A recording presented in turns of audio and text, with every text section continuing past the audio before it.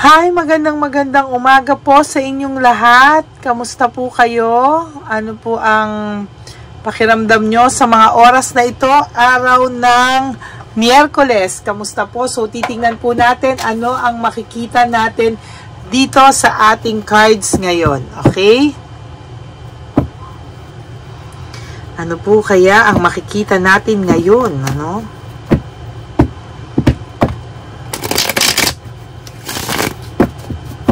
Okay.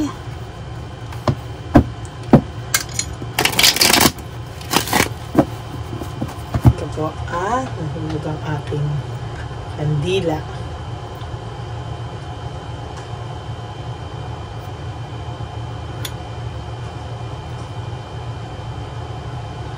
Okay. Yan, game. Ano kaya ang makikita natin sa mga oras na to? Pili po tayo ng 10 cards. 1, 2, 3, 4, 5, 6, 7, 8, 9, and 10. Okay?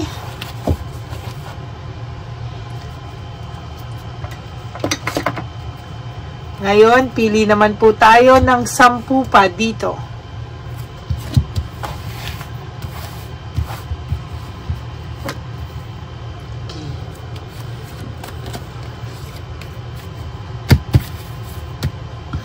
Okay. 1, 2, 3, 4, 5, 6, 7, 8, 9, and 10.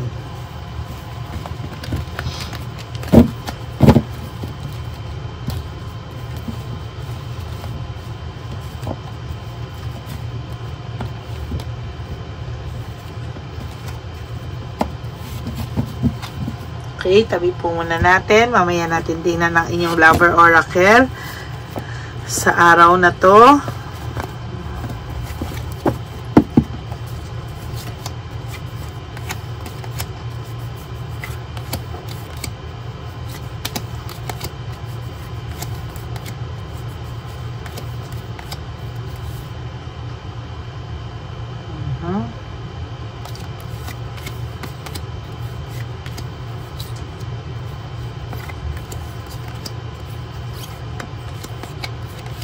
Okay, there you go. Tingnan po natin ano ang first card mo.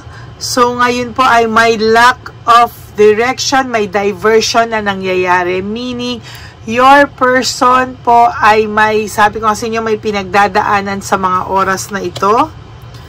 No? Gusto nitong humingi ng tawad sa iyo somehow, or kahit hindi po siya sa iyo humingi ng tawad personally, naiisip ka po nitong taong ito. Oh my God.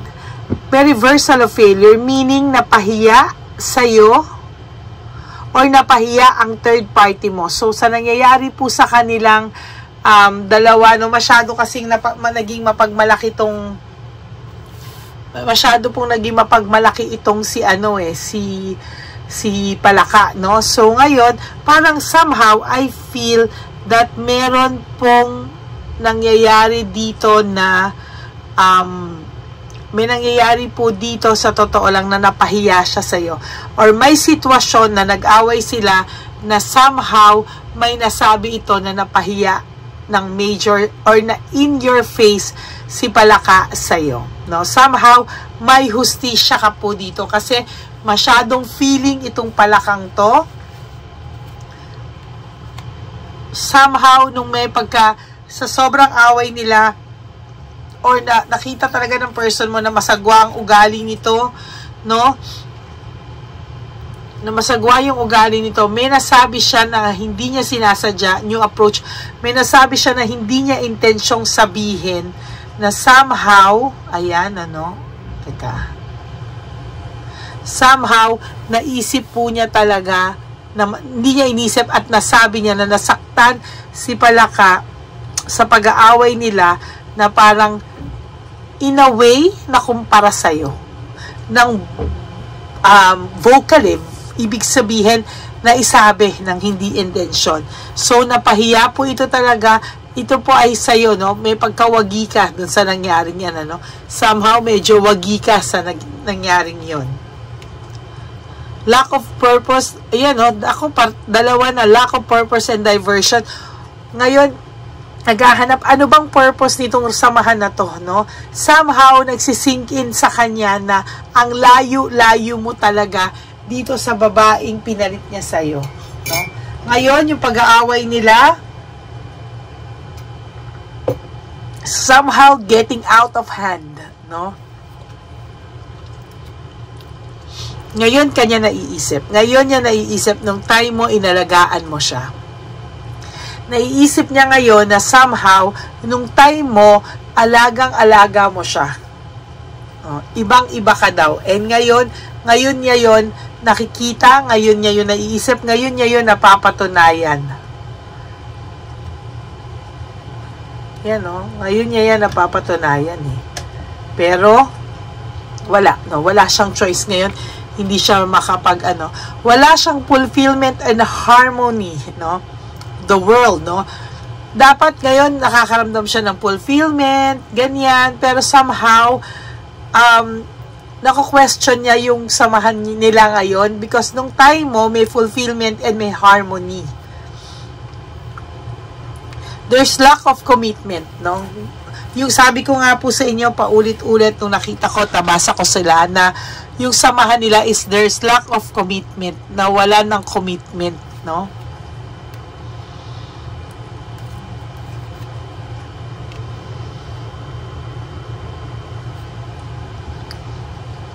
Maaaring itong taong to ay natatakot ma-reject mo, no? Natatakot po itong ma-reject mo, natatakot po siya even though he has resentment, pero natatakot po ito somehow na ma-reject mo kasi alam niya na nasaktan ka niya ng sobra, nasupalpal ka niya, nabara ka niya, ang sakit ng mga nabitawan niyang salita sa'yo at napahiya ka din, ano?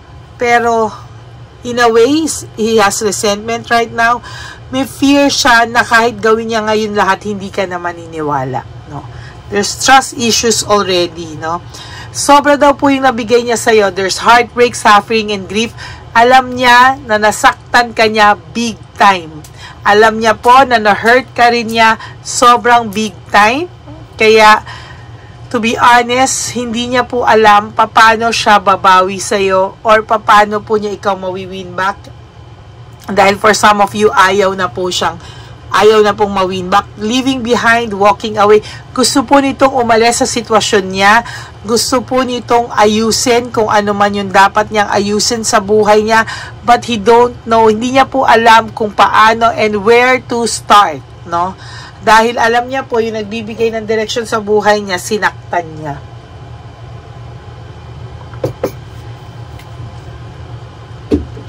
Ayun, no? He wants to get back to you. Pero sa ngayon po, hindi niya po mapipilit ito. Hindi rin po siya makaalis-alis kay Chabilitang Palaka. Oh. Hindi po siya makaalis-alis kay Chabilitang Palaka. So, the wheel of fortune, ano, somehow ikaw po ay nakaka-adjust na, no? Kahit na namamahay to sa bahay mo, kahit na nasasaktan ka pa, somehow, meron ka ng paninindigan na kahit papano ay, alam mo yon, kahit papano, tumayo ka na sa sarili mong paa. There's missed chance and loss of opportunity. Maraming bagay sa buhay mo na na-miss mo na. Maraming opportunities na nawala dahil sa laging siya yung nasa isip mo. Ang daming moments na dapat nag-e-enjoy ka, ang daming moments na dapat okay ka, nag-e-enjoy ka sa buhay mo, pero somehow na-hold yung buhay mo because of this person.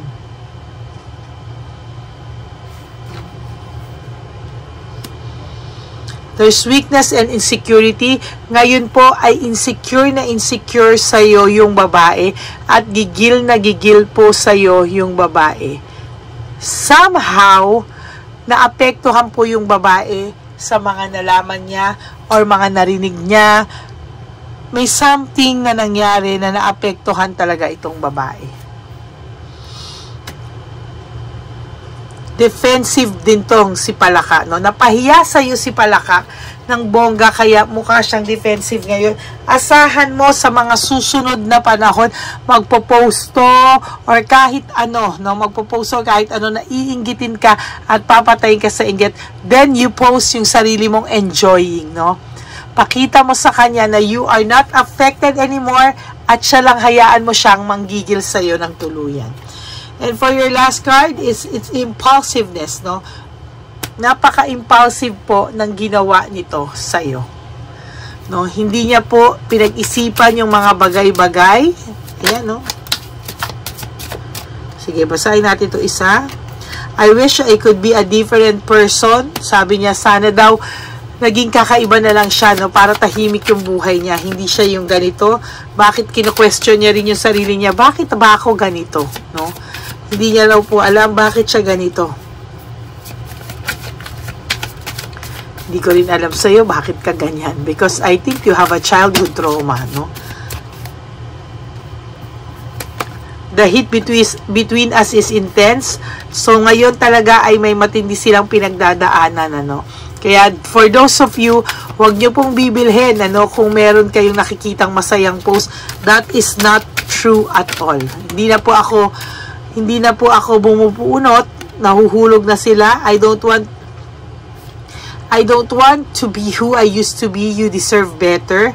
And why is that you love me, no? So ngayon naka-question niya na bakit mo siya mahal samantalang itong chabilitang to ay ginagago lang siya, no?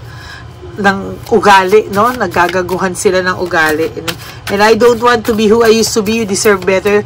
Gusto niya pong mabago para sa'yo pero hindi niya ho alam paano at saan dahil hindi niya po kayang magbago. He will not change anymore. Ganyan at ganyan na po. Sige, hanap tayo na isang mahuhulog.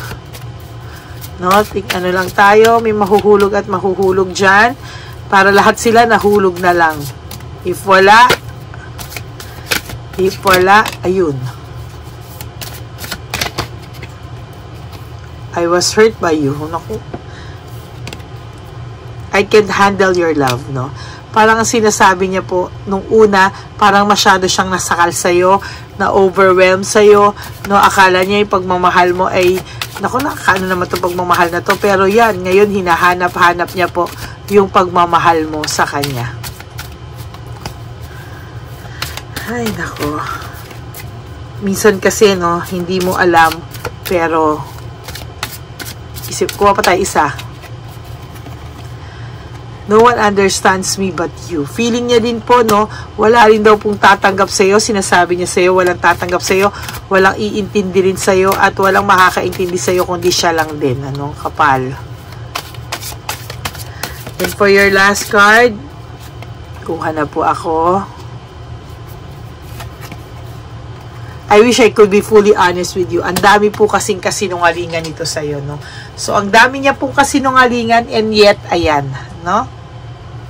So, that's it for your card today. I hope nag-resonate po sa inyo, and if it resonates with you, kindly give me a like and comment down below. Kagabi po, nakuha kong magla-like, pero for those of you na hindi ko na-like, pasensya na po, baka nakatulog ako or what, kasi yan po ang ginagawa kong pampatulog, no? Nagbabasa po ako ng messages nyo, okay? For those of you who wants to have a private reading with me, you can message me at Lady Lee Elena, that's L-A-D-Y-L-Y, Elena. Nasa dulo po yan ng ating video. Pwede mo po akong i-message dyan, okay? Thank you so much to all my Lady Elena friends, family, and subscribers. Mahal na mahal ko po kayo from the bottom of my heart. I will be back later for another reading. Enjoy your Wednesday at wag po kayong masasad. Always be happy. Life is short. Don't make it shorter. Okay? Mahal na mahal ko po kayo, and let go and let God write your life and love story. I love you all, and may God bless you today. I love you all. Bye!